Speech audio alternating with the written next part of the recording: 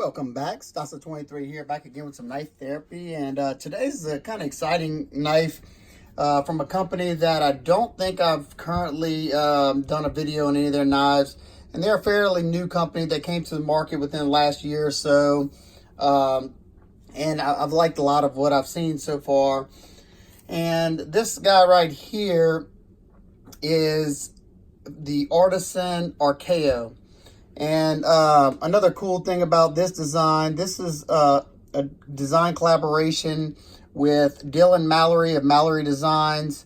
And Dylan's a 24-year-old inspiring knife maker and has awesome designs in his repertoire. And this is just one of them. I reached out to Dylan. Dylan and I talk back and forth. He's on our live streams a lot. He's very active in the community and seems like a super nice guy. Hopefully I'll meet him at Blade Show this year.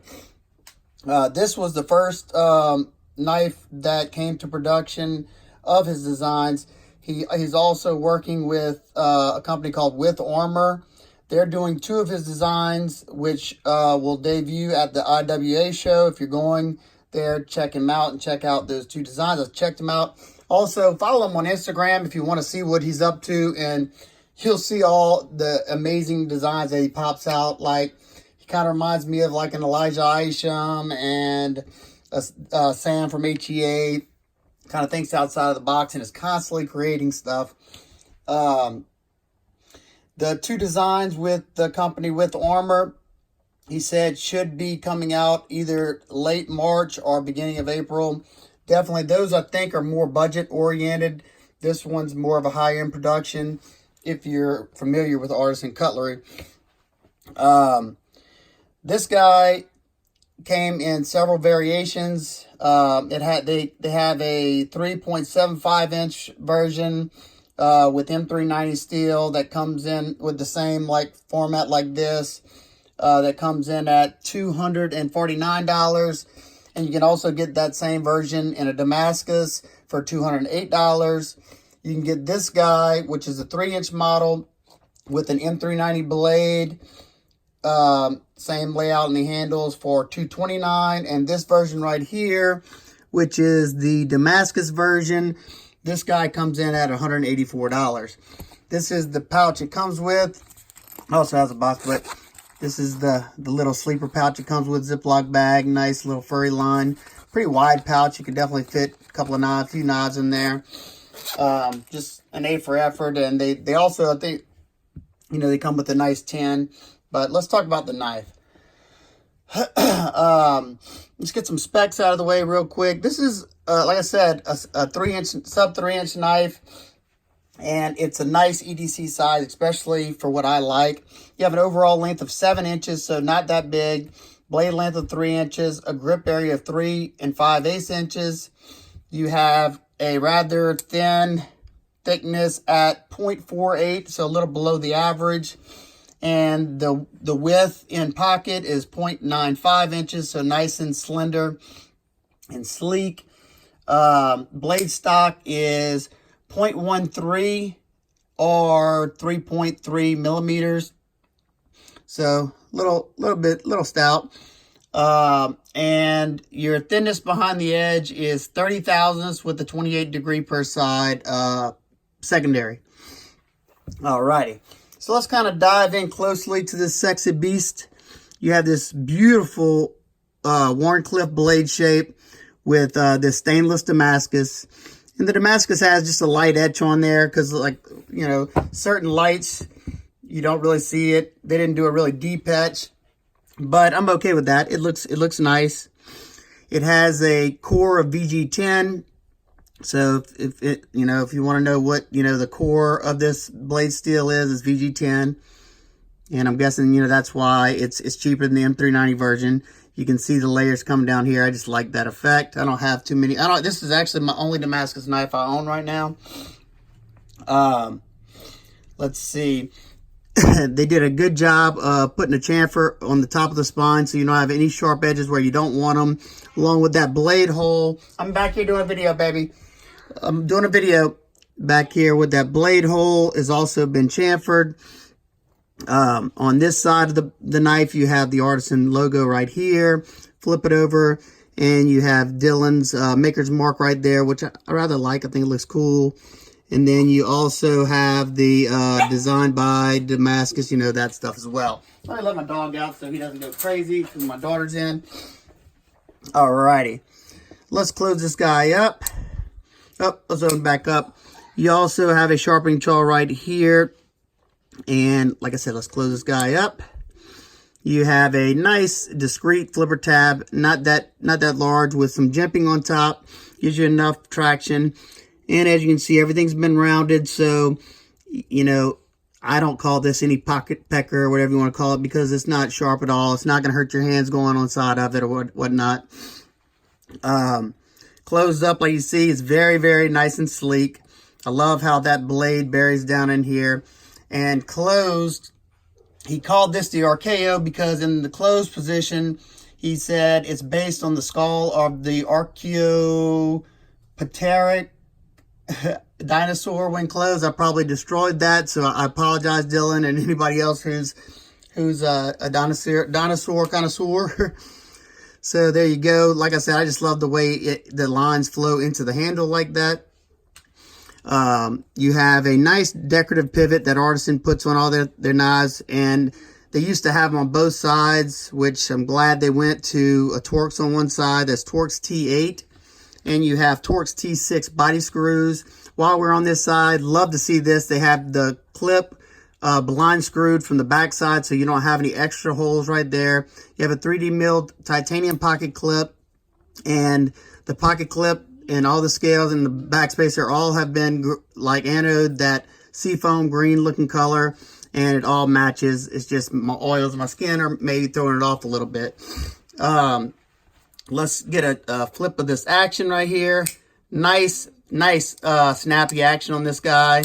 It has a landing pad chamfer right here for your finger to land. It's riding on bearings. I think it's, if I had to take a guess, it's probably ceramic because it's rather smooth. Let's see if I can see inside there. Hold on, peeps.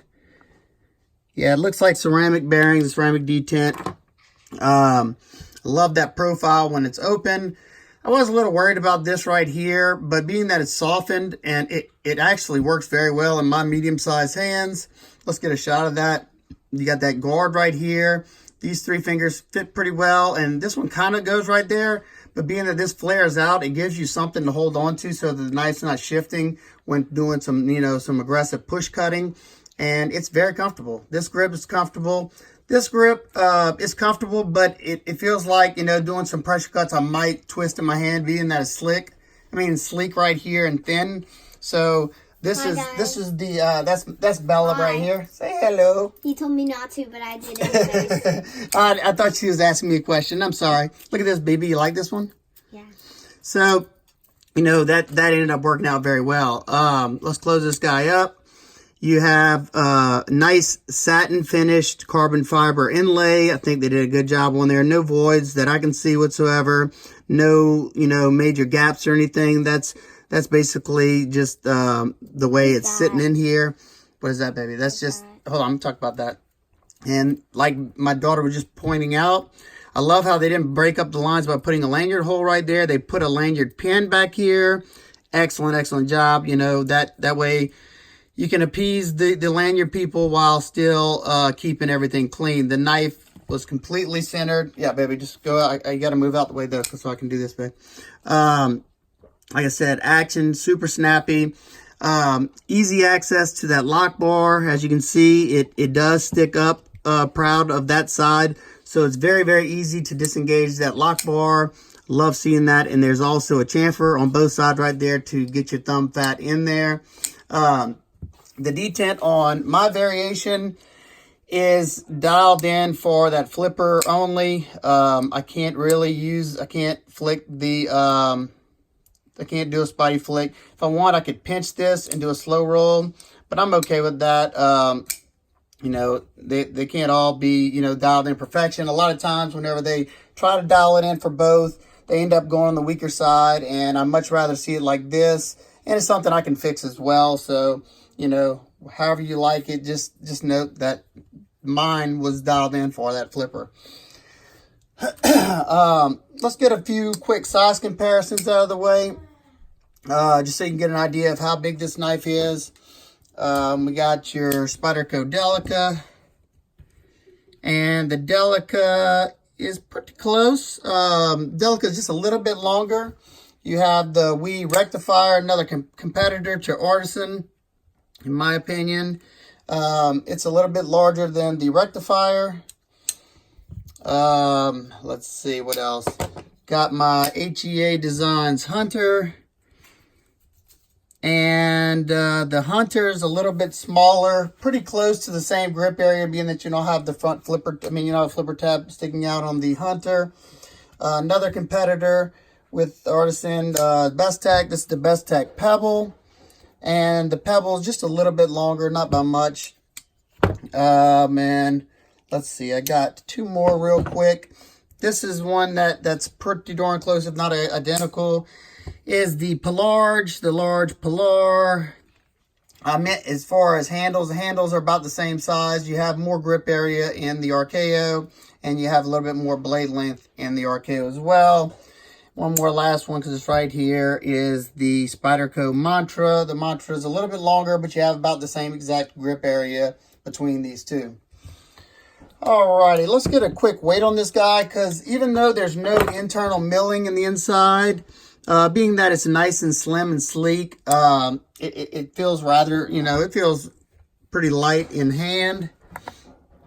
Let's check it out. Yeah, 2.41 ounces. That's awesome. I'll take that any day of the week. Like I said, ergo's good here. This grip is okay. This grip is pretty nice, and reverse grip, which I've never used, is okay. Alrighty, now let's talk about a few. I had to really dive deep just to get a few nitpicks, because I like a lot about this knife. But let's get into a few of the things that I would have maybe rather see different. But I'll tell you right now, functionally, this thing works, and ergos works. I like it a lot. Okay, first, something you see rather often, and this is just barely, they barely missed the sharpening trowel. You can see how you got a little bit of a beard toward the back side, and they didn't miss it by much. Like, you see it more on this side, and it may not be an issue after the first sharpening, but it probably could have came out another 30 seconds of an inch, and you wouldn't have had that little bit of an extension right there. It's not hurting the functionality of the knife whatsoever, just something that kind of catches my OCD tendencies. Another thing, and I kind of touched on this, the blade hole is not really functional on mine. Like I said, it's dialed in for that super snappy action with the flipper tab, which is fine. But I kind of like having, when you have the blade hole, I like having those extra options. Like I said, I could probably dial it back if I want to, and I may. We'll see. But I want to show you how it came from the factory. This is another just super nitpick. The Artisan logo is nice. I don't mind that, and I like his maker's mark. But especially with this Damascus blade, they could have done without that stuff right here. You don't have to write Damascus. I think people know that that's Damascus. You didn't have to put China there. Anybody, if you know Artisan, they're from China. And Dylan Mallery, that's his maker's mark. So just something that, didn't really have to be there, especially on a beautiful blade like this. Let's see. Now, this is something that I can kind of go both ways, and I can see it on both ends of the spectrum. But I would have loved to see a thinner blade stock here. This is almost 4mm blade stock with my eyes, which is an EDC, gentleman's carry. Baby, please be quiet. Gentleman carry style knife. I would have loved to see, like your Spyderco Delica stock. I think it would have made a lot more sense with this guy. You see, you got that robust tip. Now, along with that, I would have liked to see the primary grind a good bit leaner. At 30 thousandths, that's kind of thick. You can feel the thickness behind the edge. I would have loved to see this at 20,000s, you know, but as it stands, you know, you have that, sorry about that, you have that reinforced tip right there, so this Wharncliffe is going to be able to do some heavier work. And I don't have that many. A lot of my Wharncliffes have very dainty tips, and you know, I'm scared whenever I'm doing some hard pull-through cuts that I might snap that tip, but being that this one has a nice stout tip, you know, it's fine. Come on, Paulo, hey! Sorry about that. Sorry, my dog kind of made me lose my train of thought. So, let's see.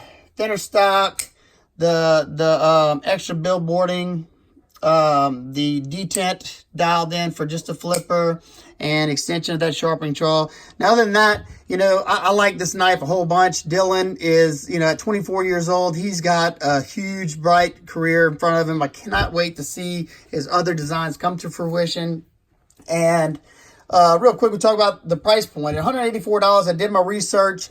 You know, other sub 3-inch knives in the Damascus blade, and you know, similar layouts, and definitely it's priced right, because just for instance, your Spyderco Delica with just a plain titanium handle, Damascus blade, and I'm sure it's probably a VG10 Damascus core as well, is $188.